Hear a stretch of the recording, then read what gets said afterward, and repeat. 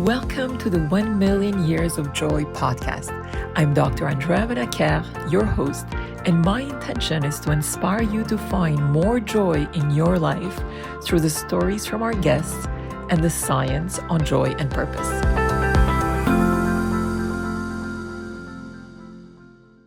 Cameron, welcome. It's such a pleasure to have you with us today. Hey, Dr. Andrea, thank you so much for having me. So Cameron, with your podcast and annual summit, you have interviewed brilliant entrepreneurs and founders. Can you share with us what inspired you to create Starting Small Media, and how did you envision making a difference in the world? Yeah, of course. So Starting Small Media started with our flagship podcast in 2020. And the idea was all the brands that we know and consume, they have a story behind them and a founder behind them. There's a face and a story, but they're not projected well enough. So that's when Starting Small, the podcast, came into play.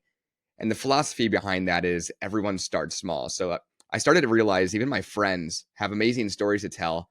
Once you start diving deeper into conversation, you just don't know those until you dive in. So the key concept behind this is we take the founders back to their upbringing, go into their education, career journey, the founding story of the brand, just to translate to listeners that everyone starts small, even the great brands that you know and consume. As that evolved over time, Starting Small Media really turned into live events, online education, and then our podcast, all focused around entrepreneurship. But I really am seeing a huge impact with all sectors of Starting Small Media so far with aspiring entrepreneurs. So it's really given me the chance to project all these incredible stories and inspire the next generation of entrepreneurs in the world who have that key concept or the idea that they would then want to launch and realize that it shouldn't be daunting or intimidating.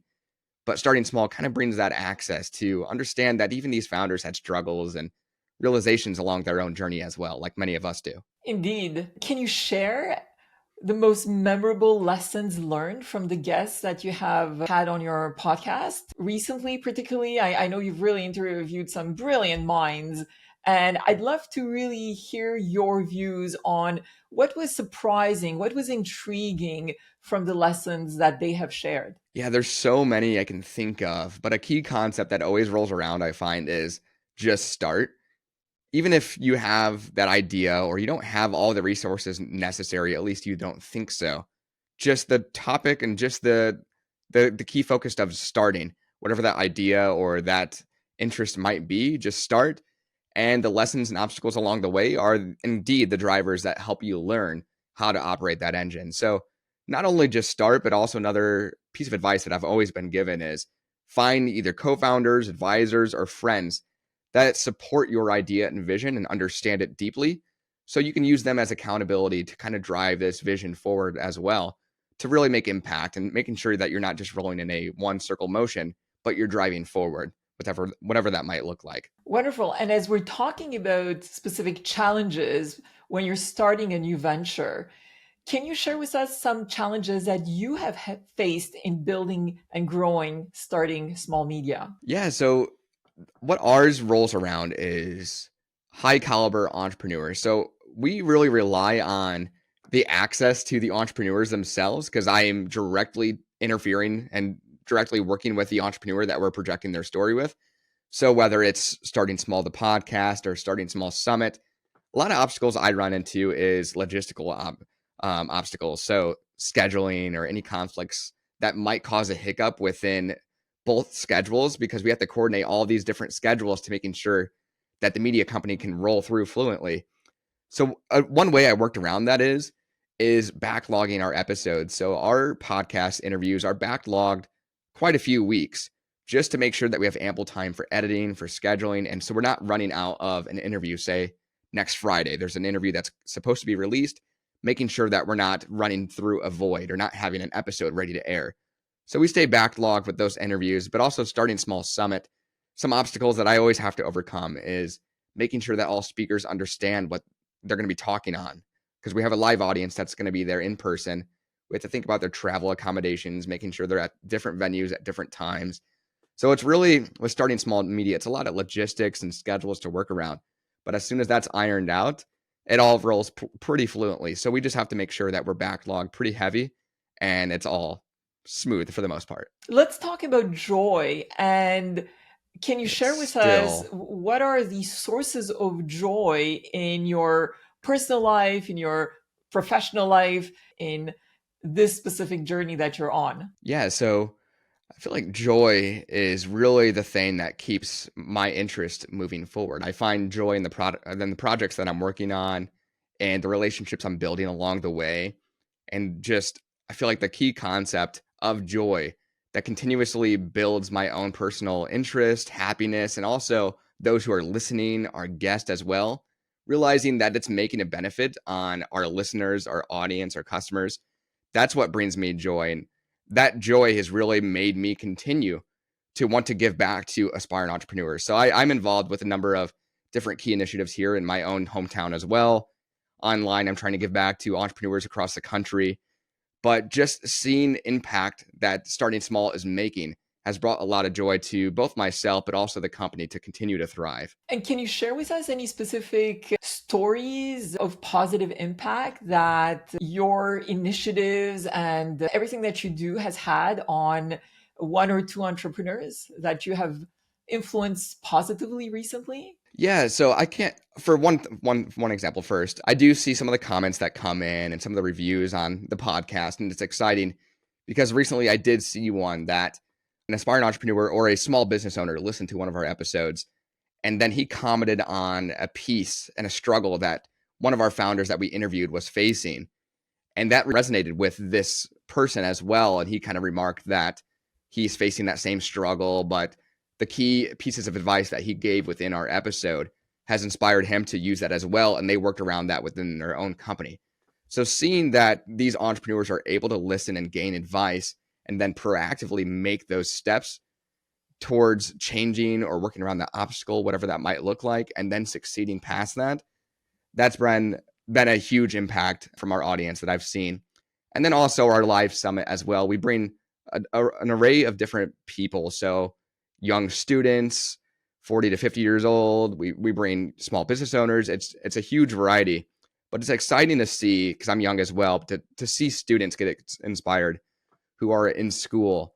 And I guess recently our Starting Small Summit last year, and then this upcoming in April, it's exciting to hear the feedback that students in particular have to say about hearing stories from the entrepreneurs that they look up to as well, inspiring them to make those steps to pursue what they are interested in. Can you share more a little bit about the training that is also part of Starting Small Media? Yeah, so with Starting Small Media, listeners and consumers have the opportunity to both engage with the podcast, with the summit, but as well with our online education. So we have guest bloggers, so previous guests of the podcast who will contribute their time and their knowledge towards our online blog. We also have a couple in-house writers who do so as well. So we are continuously putting out content around entrepreneurship and startup advice and direction. So listeners really have the opportunity to engage with both that podcast and the summit to really build your knowledge base within entrepreneurship and whatever that might look like for you. And can you take us back to your younger days, Cameron, whereby share with us what you valued most, what brought you joy, and was there already a spark in your younger days and a curiosity about entrepreneurship that led you to where you are today? I feel like I've always been hungry about building and building relationships.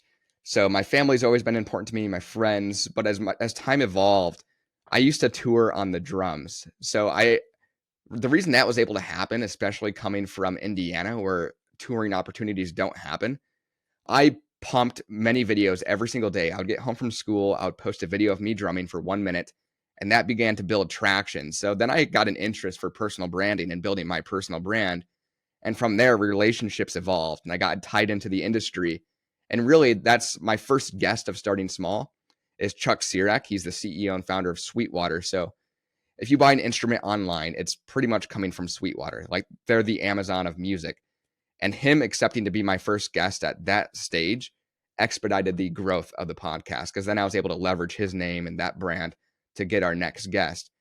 But that's when that passion really ignited for entrepreneurship. Was I was in late high school or early college, but over time I've just always been passionate about my relationships and took them very serious, both professionally and personally. And I'm curious, how did you actually manage to get your first guest, and especially someone with such a high profile. So that's a fun story because when I was in high school, I remember I finished a math test early and then I was opening my laptop and going through Sweetwater. So I was drumming at the time. I had a strong passion for drums.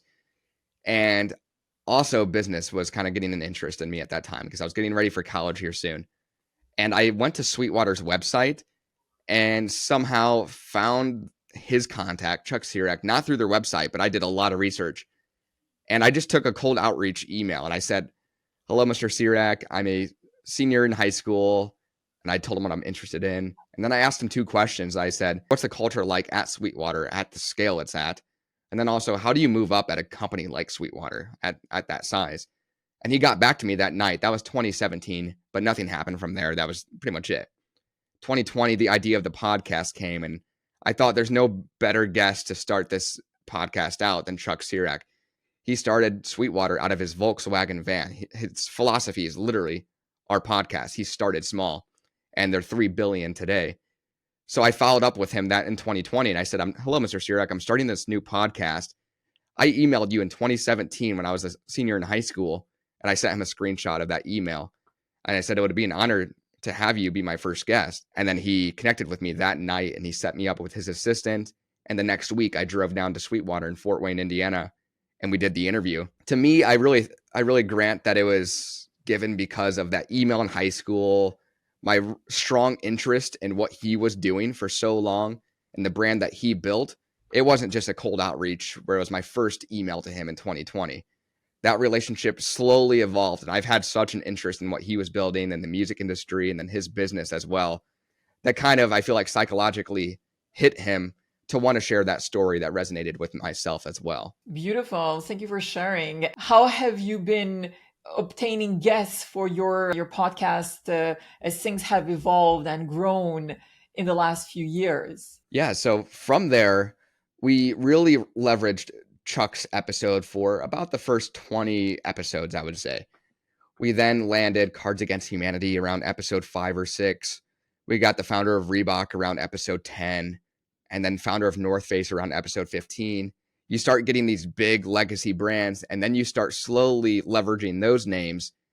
And then over time, now it looks like about 90% of our interviews are inbound PR requests that come in. And the other 10% is outreach on our side. So it's really cool to see how much interest founders have in our show and want to share their story on our show. And then also PR companies as well. We're building really good relations with them, so they trust us as a source. So when they get a new client that fits our criteria, they want to pitch them for starting small. And what role has rejection played along the way? Because many stories that we hear from founders that are building businesses is that they came across, particularly in their early days when their product or service or their brand was not very well known, there was a lot of no's and rejections that they've received, but they kept pressing on. Can you share the rejections or challenges that have come along in really just booking these amazing guests for you? Yeah, so from my own point of view of starting small, it's fun because I have a journal where I wrote down all of the brands that I dream to have on the show. I did this since episode 1. I haven't added to it lately, but I wrote down probably 300 brand names. And then I shot my shot at huge names from the start. I don't know what I was doing, but I was taking chances on all these huge brands. And I think I outreached to a ton of them. And I didn't hear back from a lot of them. I got rejected from some. But it's really eye-opening to see because once you do get that credibility and that establishment, that foundation in a podcast, brands want to be on. So now it's fun because just last week, I featured an interview that was one of my dream brands that I didn't even book. Their PR company reached out to me and wanted to be on Starting Small. So it's in the past 3 years watching the growth of Starting Small and all of the time that I spent when I was just in my basement writing down all these names, all these dreams that I wanted to interview. Now they're kind of rolling back to me, wanting to be on the show, and just kind of seeing the rejection come to fruition from the other side is really eye-opening and inspiring to me and also our listeners because I share this story as well with them. It's really cool to see. But rejection was definitely a phase that you have to get over, and don't let it stop you because I could have stopped Starting Small at episode 6, episode 7. But if I would have stopped there, we wouldn't have seen any of the growth. We're looking at entrepreneurs, many face mental health challenges because of the rejection, because of the ups and downs that come with starting your own venture. What have you been able to learn as a result of the lessons from all these amazing individuals? And how have you implemented potentially some key techniques or insights to really ensure that the journey that you're on is one where you're continuing to expand and have a positive impact, but at the same time, your well-being and your mental health is also optimized? Yeah, for myself, that's definitely evolved over time. Because looking back at 2020, and I share this with my family as well, I was at least at the age where I could do it, but I was really in a grinding phase where I went through burnout a lot. It's extremely unhealthy to do so, but I found ways to work through it, which also cannot be good, but it's if you're trying to grow at the same time, it helped me. But right now I've really noticed myself learning over time that bucketing the times that I can do interviews and bucketing different times when I edit or I talk to my team and that's it. That's helped me a lot through kind of managing my own mental health and time as well, because you can easily get consumed with working the entire day and then you blew off a day where you can't value a relationship or a friend in that evening. So right now I have it bucketed where interviews are only done early morning, or I have a very small segment later in the day where I hit the West Coast where they can book in those segments. And outside of that, I don't book any more interviews. And I've noticed a huge help with my relationships and my free time as well. I'm able to focus more on some different initiatives and my own just personal interest outside of starting small. But I've realized it's really important to manage your schedule correctly, managing so you're not overbooking or getting burnt out. Managing the calendar has been the most beneficial thing that I've learned with growing, starting small. And I hear it from a lot of our founders as well, is calendar efficiency and making sure you're managing your time correctly, just so your mental health is total optimization at all times. So you don't want to burn out. And as we're looking into the future, can you share with us any specific aspirations that you have or key projects that you're working on? Yeah. So with starting small so far, if we look at starting small media, we have a good partnership with the University of Notre Dame here locally in the Midwest. So I would like to roll the summit into West Coast, East Coast, partnering with other universities, taking this model and then hitting those regional speakers that live in those areas. So we don't have to fly in speakers from all around the country, but we can hit those regions strong with some of our founders in those regions. So I see Starting Small Summit really expanding into different parts of the country, maybe even going abroad at some points.